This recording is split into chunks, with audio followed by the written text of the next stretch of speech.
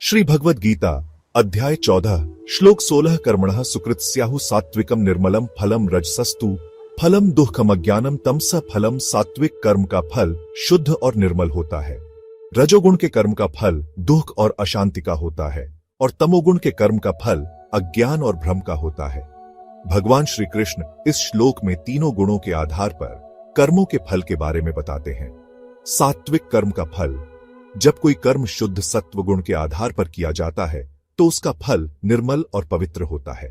ऐसे कर्मों में निष्कलंकता और आध्यात्मिक लाभ की संभावना होती है। इनसे आत्मा को शांति और ज्ञान की प्राप्ति होती है। रजोगुण का फल, रजोगुण से प्रेरित कर्मों का फल दुख और अशांति होता है, क्योंकि रजोगुण में उत्तेजना, इच्छा और भोग की प्रवृत्तियां होती हैं। यह मनुष्य को असंतोष और तनाव की ओर ले जाता है।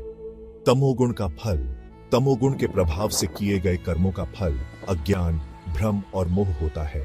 ऐसे कर्मों में आलस्य, निराशा और जीवन के प्रति अव्यवस्था होती है, जिससे व्यक्ति आत्मज्ञान से दूर रहता है। यह श्लोक बताता है कि कर्मों का परिणाम उन पर आधारित गुणों से निर्धारित होता है।